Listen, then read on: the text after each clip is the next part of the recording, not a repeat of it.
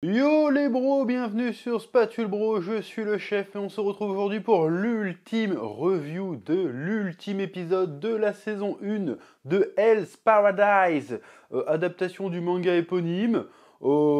Cette saison on a quand même pas mal bien mangé avec cet animé. Bon, il y a plein de trucs un peu bizarres quand même, c'est une ambiance assez particulière, on va y revenir. Mais avant, comme d'habitude, petite auto-promo, hein, comme d'hab.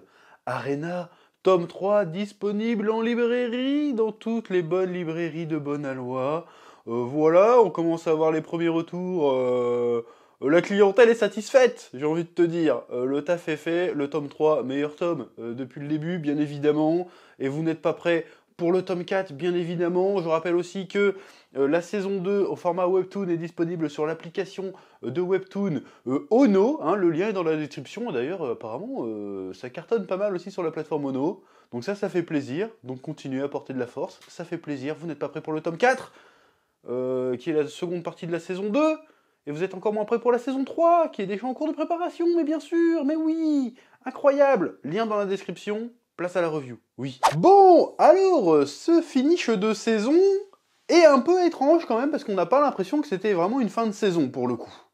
Parce que ça finit sur un suspense un petit peu chelou. Est-ce qu'on termine, on en parle directement de la fin? Voilà, on parle directement de la fin.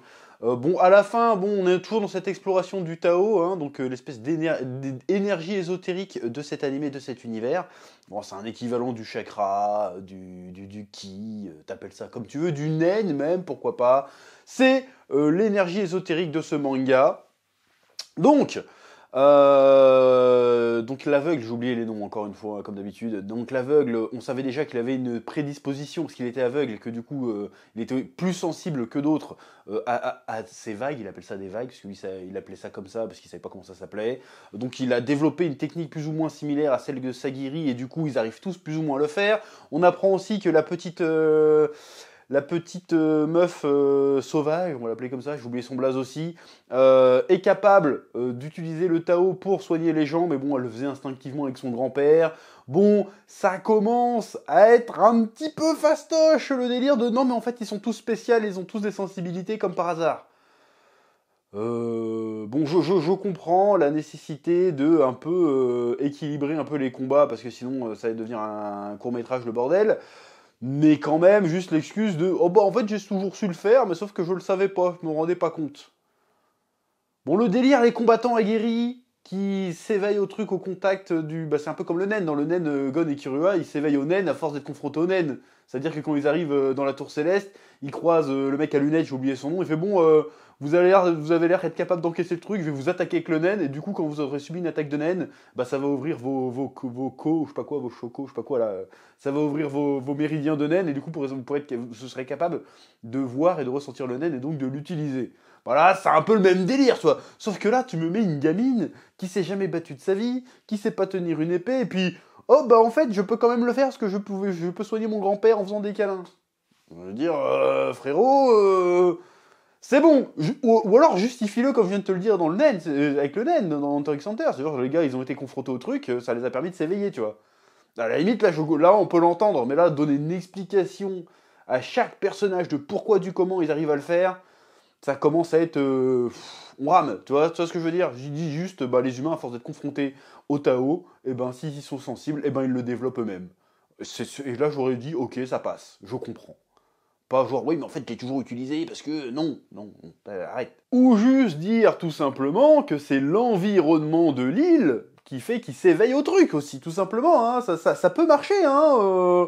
C'est un peu l'excuse qui est utilisée dans Arena, sans vouloir spoiler. Les gars, ils arrivent dans un autre monde, dans une autre planète, du coup, bah, l'environnement fait que...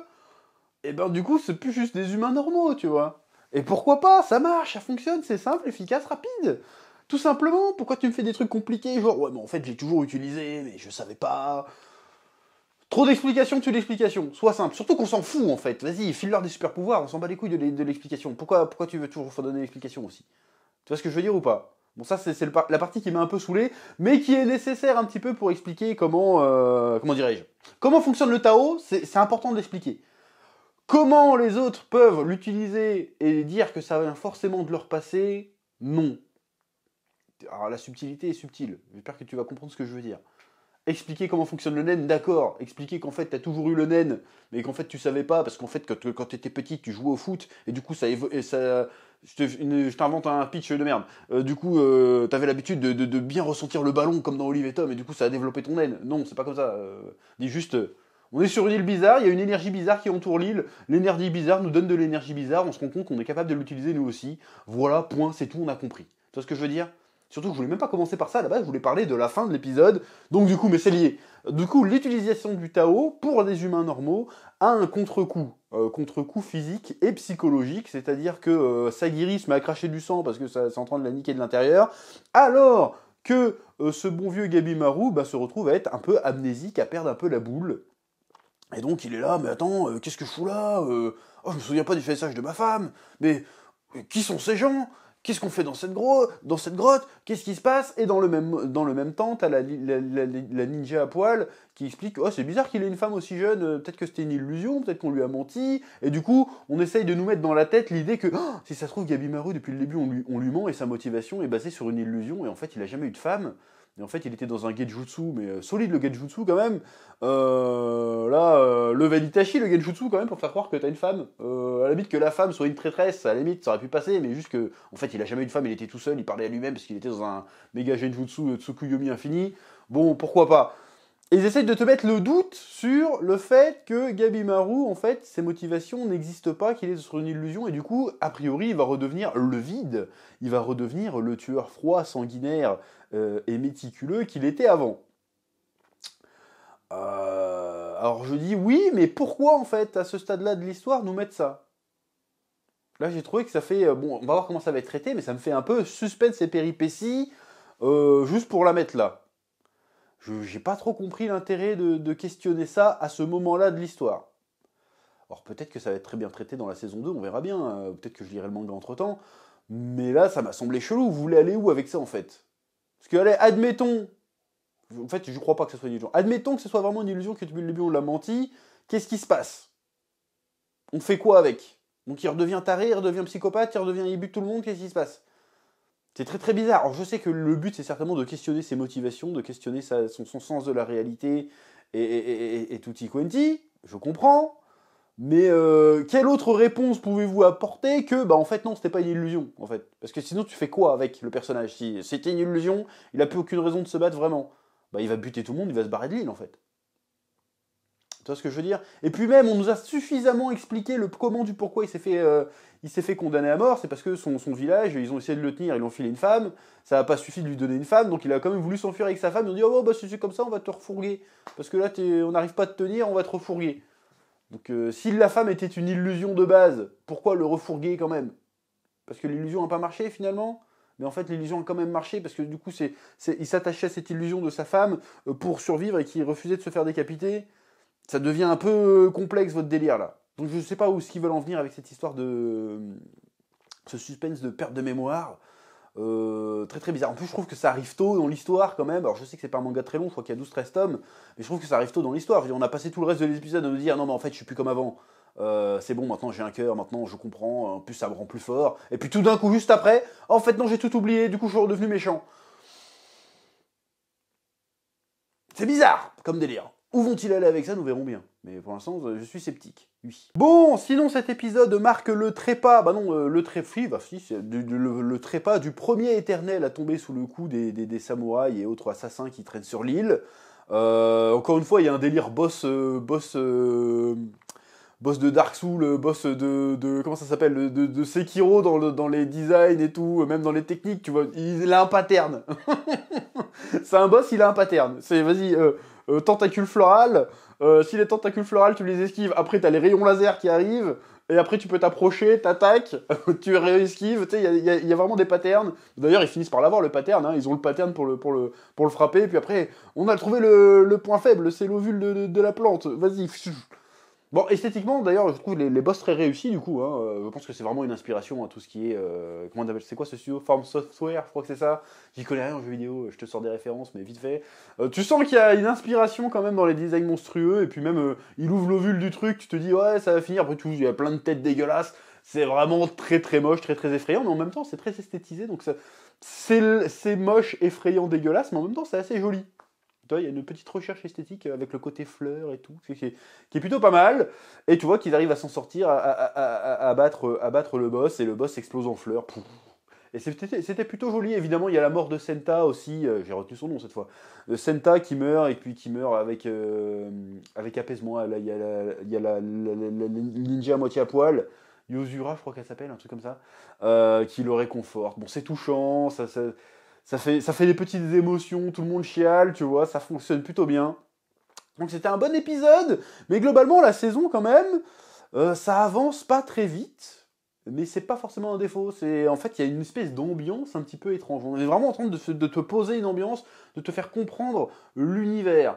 Et encore une fois, j'ai envie de te dire, faire un parallèle avec tout ce qui est Sekiro, tout ça, là, parce qu'en fait, tu t'es paumé au début, et puis tu dois avancer au petit à petit pour avoir des petits indices, et au final, tu commences à comprendre un peu le lore, tu commences à comprendre un peu l'univers, tu commences un peu plus à comprendre le scénario du bordel. Tu vois ce que je veux dire?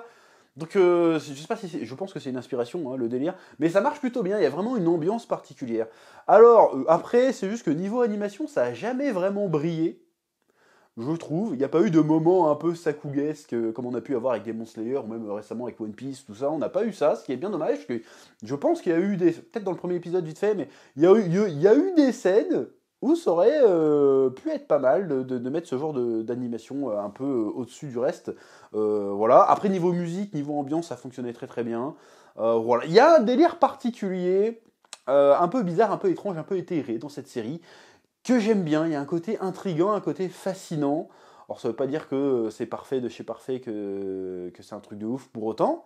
Mais en tout cas, je regrette pas mon visionnage. D'ailleurs, j'ai été jusqu'au bout de la saison, hein. Il y a plein de trucs que j'ai lâchés. J'ai lâché un peu Mashle, tu vois, parce que Mashle, au bout de 5 épisodes, j'ai fait bon, j'ai compris le délire, propose quelque chose. Ça a eu du mal à proposer quelque chose. Je vais quand même regarder la fin de Mashle pour voir s'il y a vraiment une vraie proposition à la fin, parce que là, c'était vraiment Saitama à l'école des sorciers. Au bout de deux combats, t'as compris le délire, c'est bon, je souffle, tu vois. Alors que là, j'ai quand même eu envie de voir un peu plus. Très curieux de voir comment ça va terminer et où ça va aller, même s'il y a des directions qui me semblent un peu chelou. Hein, le délire de vas-y, j'ai perdu la mémoire, très très très bizarre. Est-ce que c'est pas pour implicitement commencer à mettre le côté triangle amoureux entre Gabimaru, Sagiri et sa femme supposée, du coup? C'est très très bizarre. Mais en tout cas, c'était un bon animé de cette saison. J'ai kiffé ma race. C'était violent, c'était un petit peu coquin. Enfin, coquin, c'est pas le mot, mais c'est un peu, vas-y, on met du cul, on met du sang, on met de la tragédie. J'ai bien aimé, vraiment. Or, peut-être que je ferai une autre petite vidéo sur le chef Otaku pour faire un petit bilan. Je suis en train de réfléchir en ce moment à relancer le concept des mini-menus manga, où ça serait pour les animés de saison, pour faire des petits bilans en 5-10 minutes. J'y réfléchis, dites-moi ce que vous en pensez en commentaire. Bref, Hell's Paradise, c'était très bien. J'ai kiffé, vivement la saison 2 qui a d'ores et déjà été annoncée. Alors c'est certainement pour l'année prochaine, je ne sais pas dans quelle saison ça va sortir. Mais en tout cas, voilà, Hell's Paradise. Si vous découvrez la série avec cette vidéo, ben, je vous invite à la regarder. Hein. C'est 13 épisodes et franchement, je n'ai pas boudé mon plaisir. C'est très sympathique.